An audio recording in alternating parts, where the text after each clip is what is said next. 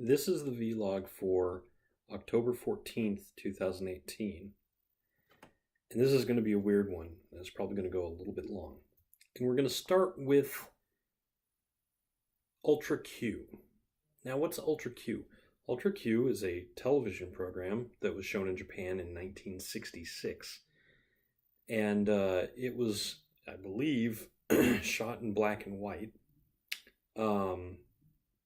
It was made by the Toho company, which is probably most famous in the United States for Godzilla. But Ultra Q was a weird show that was sort of meant to be, I guess, a Twilight series-esque stories of mysterious phenomenon, unexplainable acts of this, that, and the other thing, and aliens. Some people have compared it to the X-Files, I guess. But what it really became famous for was giant monsters. And while it was pretty successful, the follow-up is a much more commonly understood name, and that's because the follow-up was Ultraman. Ultraman went on to become a phenomenon in Japan that has sort of played second fiddle to Godzilla, Power Rangers, and a couple other monster beat-em-up shows, but it is one of the oldest, given that it got started in 66 and 67 was when the Ultraman show itself, I think, really kicked off. So it's sort of the grandfather of monster fights on television. It wasn't generally movies, it was actually a television show that you would tune in every week and see what Ultraman would be fighting that week. The very first monster from Ultra Q was apparently a Godzilla costume that got repurposed, had a few extra bits added to make it look little less like Godzilla. And that particular monster, Gornes, I can't remember how to pronounce it, has been sort of almost like a sidekick to Ultraman for many, many years. I've never gotten too into Ultraman, but I'm aware of it and its sort of relationship with Kamen Rider, Sentai shows, Godzilla, and the like. So,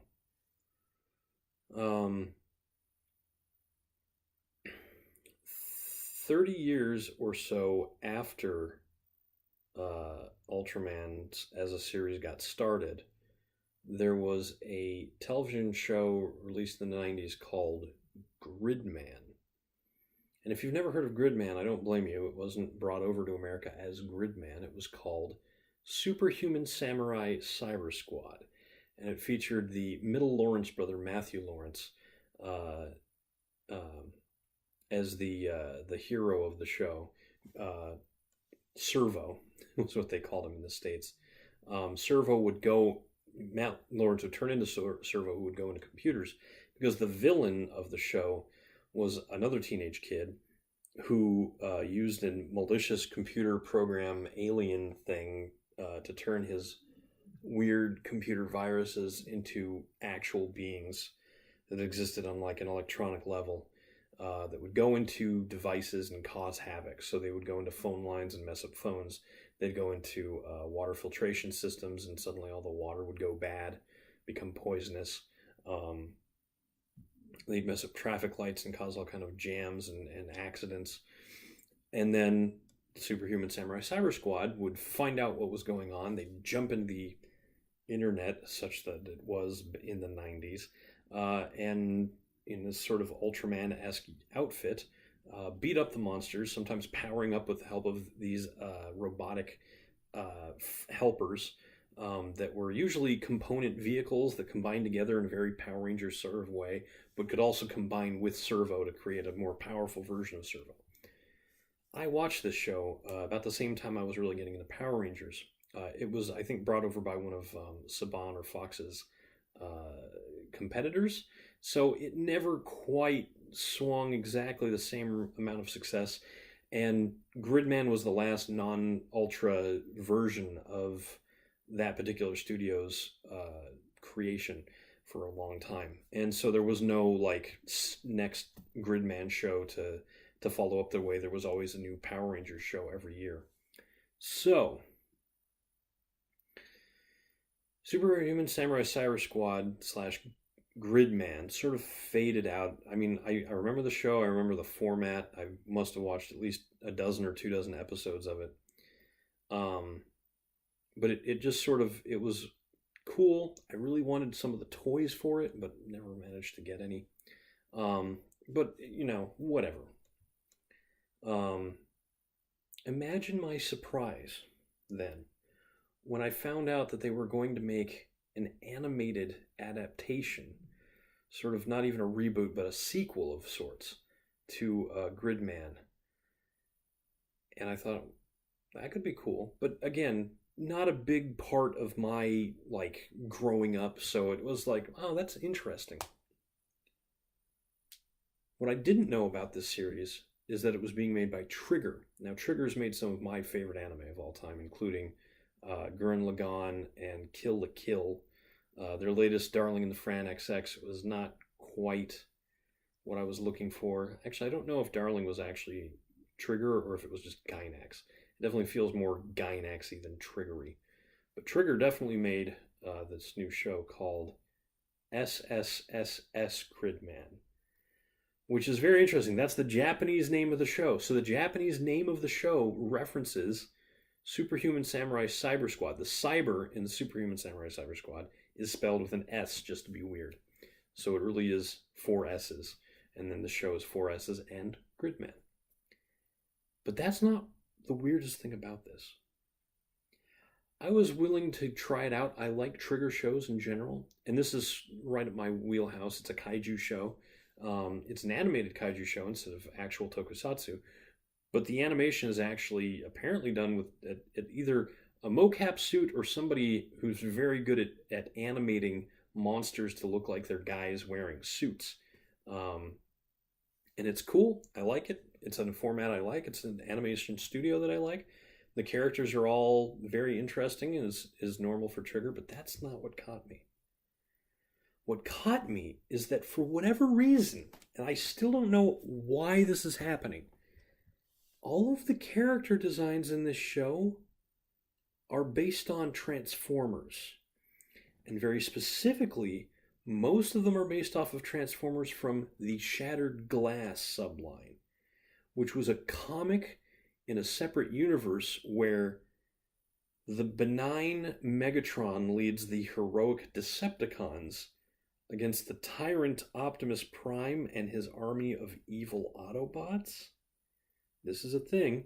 It got started, I think, over a decade ago. It was supposed to be a one-off joke, but the people that are into Transformers are into all sorts of wacky stuff. So it really took off, and they ended up making a long-running series out of it. And it's entirely American. It was created by Fun Publications, which was a company that sort of organized the old BotCon convention. And so these Shattered Glass things were supposed to be comics that were released at the convention. Collector's items, nothing more than that. They weren't meant to be changing the way the Transformers universe worked. It was just like those episodes of Star Trek where they end up in a parallel reality where the Federation is evil and the Klingons are the good guys. And so, how can I see here? Again, don't like doing this, but I think this is probably the easiest way to do this. I'm going to see if I can find the picture that convinced me this was just a little bit crazy. Okay, here we go.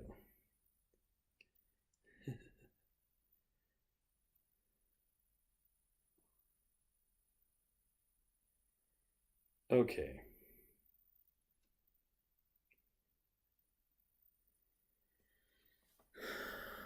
This isn't gonna work that well. But okay, it's sort of color correcting. So this guy up here, this is Cliff Jumper. And specifically, his shoes look like Cliff Jumper's vehicle mode, which is a little red sports car. And his head, you can see he's got hair that sort of shape horns off to the side. Cliff Jumper's helmet has horns. The middle kid is Shattered Glass Sideswipe, who has this Decepticon, or excuse me, a Autobot symbol that's been scratched out on his chest and replaced with a little Decepticon symbol underneath. And on the on this side, that's Megatron. That's the good guy version of Megatron. This girl has a bunch of visual design cues from this weird one-off version of Megatron that they made, like I said, over 10 years ago, and his design is based off of an old concept art for Megatron that never actually made it in the cartoon. The original Megatron's helmet was black, and they decided to go with a gray that matched the rest of his body for the final version. So it's a very weird, specific, and I thought there's no way this is all coincidental. There's no way that this is intentional.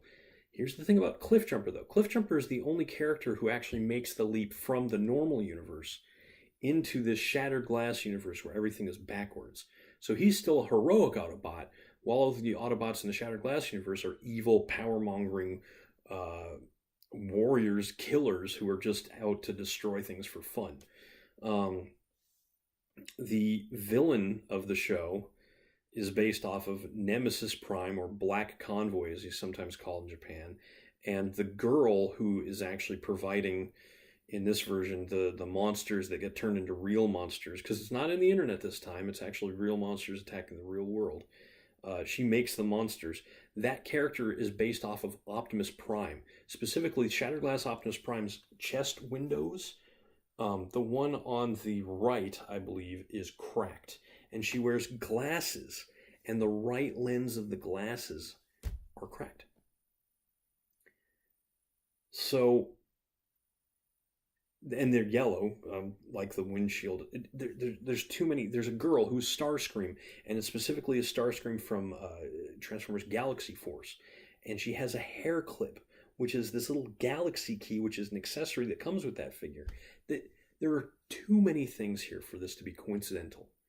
This is Trigger going out of their way to be incredibly nerdy about Transformers in a show that is technically based off of Ultraman, except that it's not Ultraman, it's Gridman, which is sort of different, even though he still has the forearm beam, which is what I'm doing in the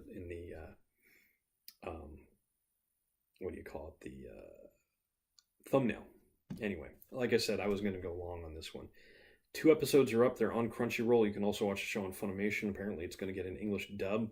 I'm going to watch it subtitled. I couldn't believe it.